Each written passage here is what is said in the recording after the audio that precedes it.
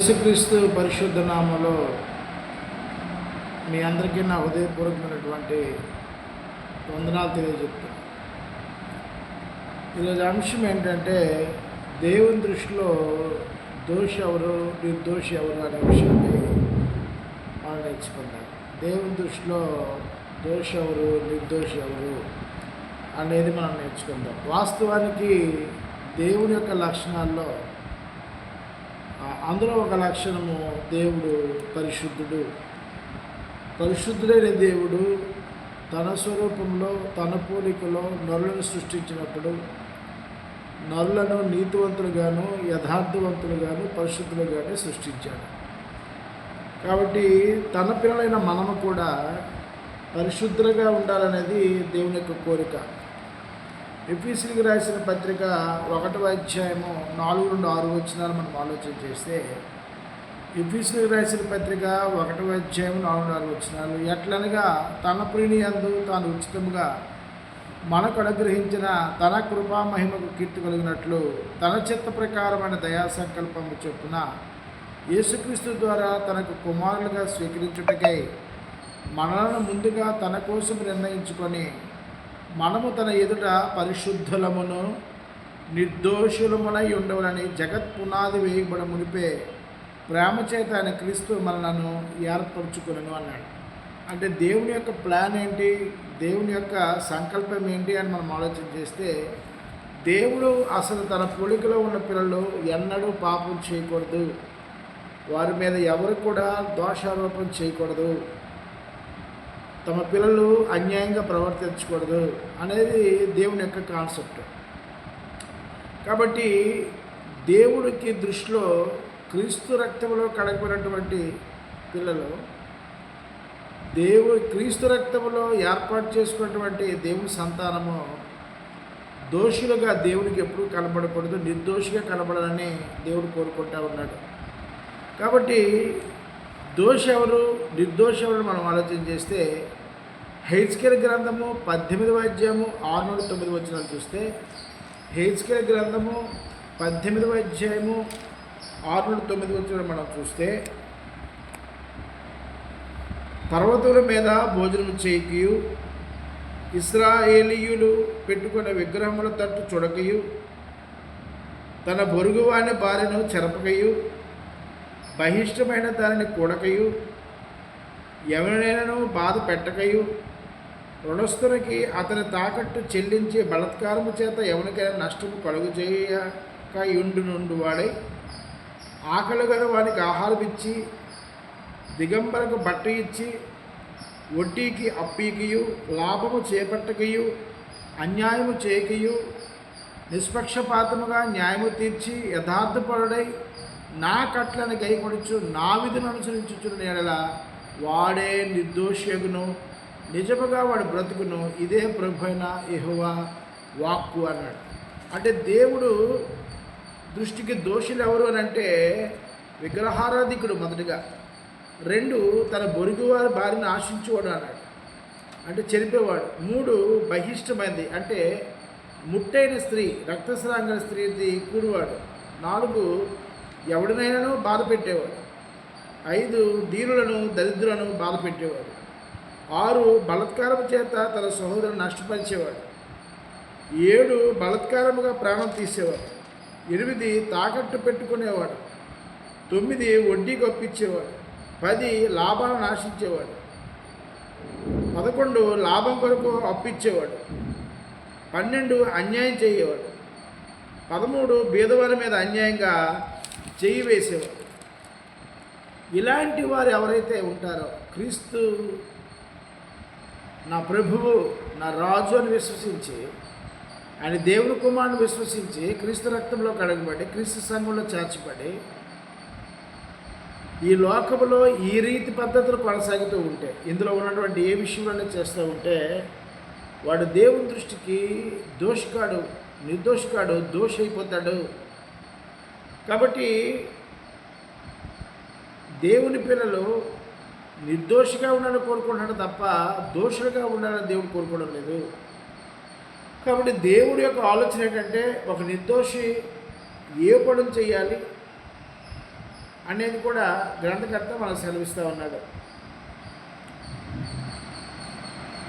మనం దాన్ని ఇప్పుడు చెప్పిన విషయాలన్నీ కూడాను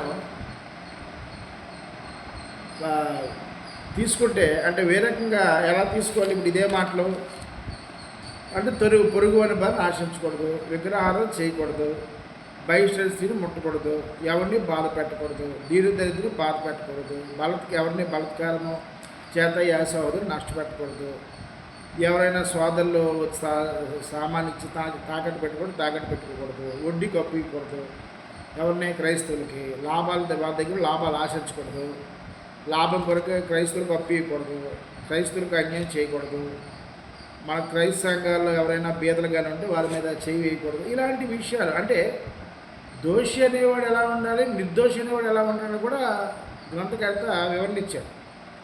కాబట్టి దేవుని దృష్టిలో నిర్దోషి ఎవరు అని అంటే దేవుడు చెప్పినవి కూడా చేసేవాడే దోషి.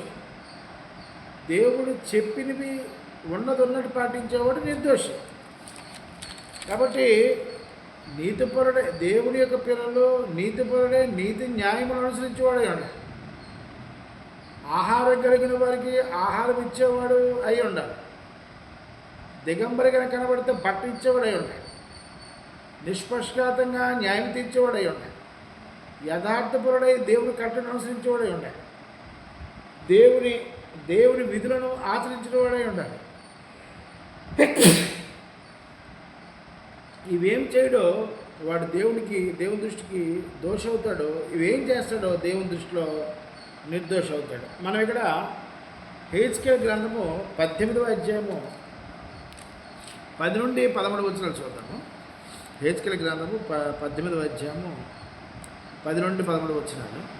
అయితే ఆ నీతిపరునికి కుమారుడు పుట్టగా వాడు బలత్కారము చేయువాడై ప్రాణహానికరుడై చేయరాని క్రియలలో దేనైనా చేసి చేయవలసిన మంచి క్రియలలో దేనైనా చేయక ఉండియడల అనగా పర్వతం మీద భోజనం చేయుటయు, తన పొరుగువారిని బాధ చెరుపుటయు, దీనులను దరిద్రులను బాధపెట్టి బలాత్కారము చేత నష్టము కలుగు చేయుటయు, తాకట్టు చెల్లింపకపోవటయు, విగ్రహముల తట్టు చూచి హేయకృత్యము జరిగించుటయు, అప్పిచ్చి వడ్డీ పుచ్చుకున్నటయు, లాభము చేపట్టుటయు, ఈ మొదలగు క్రియలు చేసిన వాడు బ్రతుకుడు.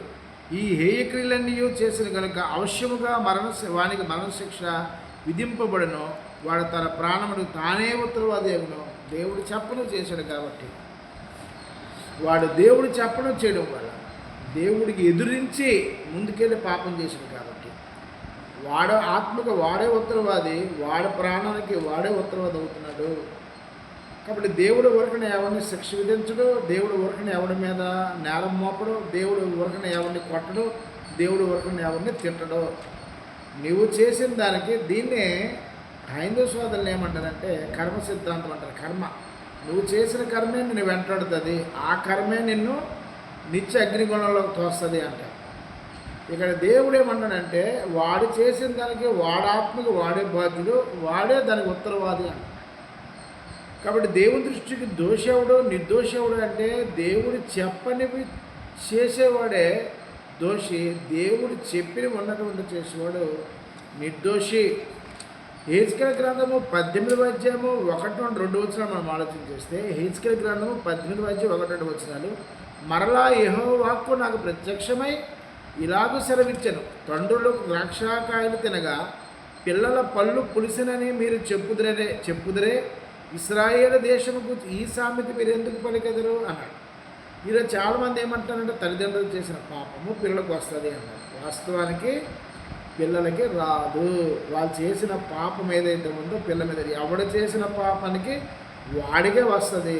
వాడు చేసిన కర్మ వాడు అనిపిస్తాడు తప్ప ఆ కర్మ అనేది తమ పిల్లలకి ఎదుగు కానీ తన కుటుంబం మీద కానీ వచ్చే అవకాశమే లేదు. ఇలా ఎందుకు తప్పుడు మాట చెప్తున్నారు అన్నాడు. కాబట్టి ఎవడు చేసిన దానికి అతనే ఉత్తరవాది అని గ్రంథకర్త చెప్పడం జరిగింది. కానీ ఒకటి దోషం వస్తుంది. ఎలా దోషం వస్తుంది అంటే, ఉదాహరణకు ఒకటి తాగితే చనిపోయాడు, తాగుబోతు కొడుకురా అని అంటారు. లేకపోతే ఒక స్త్రీ పిల్లలను వదిలేసి వేరే పురుషుడు తెలిపింది అనుకోండి, ఇప్పుడు మీ అమ్మ లేచిపోయిందిరా అని అంటారు. అంటే ఆమె చేసిన తప్పు ఈ పిల్లల మీద ఇలాంటి దోషాలు పడతాయేమో కానీ వాస్తవానికి వారు చేసిన పాపం ఏదైతే ఉందో బిడ్డలకు రాదు. దేవుడు చెప్పేసాడు, అది రాదు. కాబట్టి దేవుని దృష్టికి నిర్దోషిగా బ్రతకాలి అంటే దేవుడు చెప్పిన విధులు, విధానాలు, ప్రభు ధరించిన ఆజ్ఞలు మనం గైకొని వాటి ప్రకారం జీవిస్తే మనం నిర్దోషం అవుతాం. దేవుడు చెప్పను చేసిన, ఇప్పుడు మనం చెప్పుకునే విషయాలలో ఏదో ఒకటి చేసినా సరే దేవుడి దృష్టికి దోషిగా మిగిలిపోతాం. కాబట్టి ఒకవేళ నువ్వు మారితే అవకాశం కూడా దేవుడు ఇచ్చాడు. నువ్వు మారితే కూడా దేవుడు అవకాశం నీకు ఇచ్చాడు. హెజ్కేలు గ్రంథము 18వ అధ్యాయము 27వ వచనంలో, హెజ్కేలు గ్రంథం 18వ అధ్యాయం 27వ వచనంలో, మరియు దుష్టుడు తాను చేయుచూ వచ్చిన దుష్టత్వం నుండి మరలి నీతి న్యాయములు జరిగించేలా తన ప్రాణమును రక్షించుకొనును అన్నాడు. అంటే మళ్ళీ నువ్వు సత్ప్రవర్తన గలవాడై నీ బ్రతుకు మార్చుకొని నీ జీవితం దిద్దుకొని, అయ్యో దైవం నన్ను ప్రేమించి తన కుమారుని యేసుక్రీస్తు రక్తం నన్ను కడిగించి తన కుమారుడు కట్టినటువంటి క్రీస్తు సంఘంలో సభ్యత్వం ఇచ్చి నా జీవితానికి కావాల్సిన ప్రతి అవసరము తీర్చి నిత్య జీవానికి వారసుగా నన్ను ఎన్నిక చేస్తే, ఆ సువార్తకు లోబడేటట్టు నా హృదయ తలుపు తెలిస్తే నేను చేసేది ఏంటి? ఒకప్పుడు నేను దేవునితో ఉన్నప్పుడు ఎలా ఉన్నాను, దేవుడు వినాడిన తర్వాత నా జీవితంలో ఎలా ఉంది?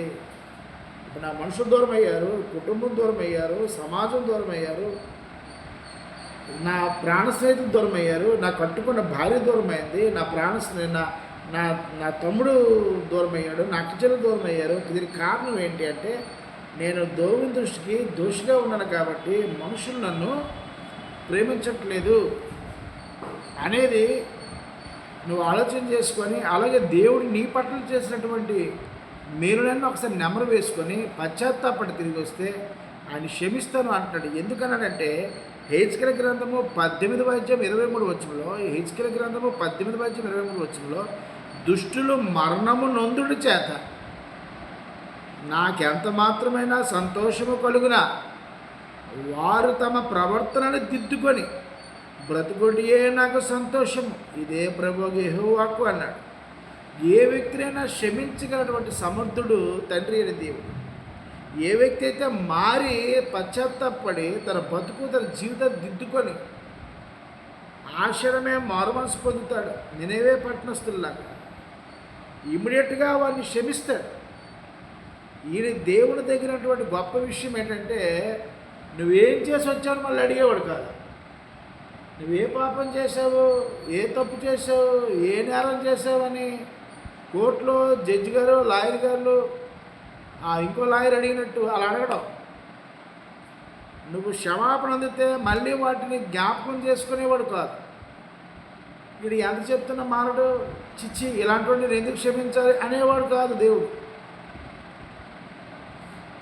నువ్వు వెంటనే రిలీజ్ అయ్యి పశ్చాత్తాపడి నీ బతుకు నీ జీవితం దిద్దుకుని మరుక్షణం నిన్ను క్షమించి హక్కుని చేర్చుకొని నీ ఆత్మ నరకుని తప్పించి, నీ ఏ ఆత్మ అయితే నరకానికి సిద్ధంగా ఉందో, నువ్వు చేసిన పాపముల చట్టాన్ని బట్టి దేవుని దృష్టికి దోషిగా కనబడ్డావు, వెంటనే ఆ దోషత్వం తీసి నిర్దోషిగా మార్చే దేవుడు పరమందున్న దేవుడు, ఏకైక దేవుడు, ఒక్కడే దేవుడు, సర్వ మానవ జాతి సృష్టికర్త దేవుడు. కాబట్టి దేవుని దృష్టికి నిర్దోషులు ఎవరు అంటే దేవుడు చెప్పింది చేయరు. దేవుడు దోషులు ఎవరంటే దేవుడు చెప్పనిది చేయనివారు, దేవుడిని ఎదురాడి పాపం చేసి ఆయన ధిక్కరించే లోకంలోకి వెళ్ళే వారందరూ కూడా దోషులు. నువ్వు నరకానికి పాత్రలుగా ఉన్నావు, కానీ ఈ మన దేవుడు ఒకే ఒక్క దేవుడు నిన్ను క్షమించడానికి సిద్ధంగా ఉన్నాడు. అయితే నువ్వు చేయవలసిన పని, ఎక్కడున్నావో ఏ చోట ఉన్నావో ఆ చోటే నువ్వు మారుమర్చుకోండి, పశ్చాత్తాపడి నీ బతుకు నీ జీవితం అక్కడే దిద్దుకొని మరుక్షణం నువ్వేం చేసావు, ఎందుకు నాకు దూరం అయిపోయావు, నువ్వు మళ్ళీ మారవు, ఎన్నిసార్లు నీకు క్షమించను, తప్పు దిద్దుకోవు అనేవాడు కాదు. వెంటనే క్షమిస్తాడు, మళ్ళీ నిన్ను పరిశుద్ధుడిగా మారుస్తాడు, తన సంఘంలో చేర్చుకుంటాడు. మళ్ళీ నీ జీవితాన్ని యోబుకి ఏ విధంగా అయితే అన్ని 7 ఆశీర్వాదం ఇచ్చాడో నిన్ను కూడా అంత ఆశీర్వాదం ఇచ్చి గొప్ప చేయవాడు ఏకైక దేవుడు. కాబట్టి దేవుని ప్రియులారా, క్రైస్తవులైన నీవు ఈ చెప్పిన వాక్యానుసారంగా ఉండాలి తప్ప వాక్యం లేని విధంగా నువ్వు ఉండకూడదు. ఉంటే నువ్వు దోషిగా ఉన్నట్టే, దేవుని ఉగ్రత కింద ఉన్నట్టే, నీ ఆత్మ నీవే ఉత్తరవాది అవుతావు. నిత్యరాలకండి రుచి నువ్వు చూడక తప్పదు. కాబట్టి ఈ క్షణమే ఈ వాక్యం నువ్వు విన్నవాడవైతే గ్రంథంలో రాయబడిన విషయాలు తేటతెల్లగా నేర్చుకొని దేవుడి జీవితంలో చేసిన అనేకమైన జ్ఞాపకం చేసుకొని ఇప్పుడే ఈ తక్షణమే నీ బ్రతుకు నీ జీవితం దిద్దుకొని దేవుని వైపు తిరిగి ప్రభుని యేసుక్రీస్తునామములో ప్రార్థన చేసి నీ పాపములు కడుక్కొని నీ దోషత్వాన్ని తుడిచిపెట్టుకొని నిర్దోషిగా దేవుని మీద కనబడి పశ్చాత్తాపడి ఇక మీద ఎన్నడూ పాపం చేయకుండా నీ మరణం వరకు దేవుడు విధేయుడై ఆయన కార్యక్రమాల్లో ఆయన ఆరాధనలో పాలుభాగస్తులవై నీ జీవితాన్ని కాపాడుకో. దేవుడు నిన్ను నీ కుటుంబాన్ని నిన్ను ప్రేమిస్తాడు, ఆయన ఆదరిస్తాడు, కనికరిస్తాడు, నీ జీవితాన్ని చిగురింపు చేస్తాడు. వీడియో నచ్చితే లైక్ చేయండి, షేర్ చేయండి, కామెంట్ చేయండి, మీ అభిప్రాయాలు మాకు తెలియజెప్పండి. మీ అందరికీ నా హృదయపూర్వక వందనాలు.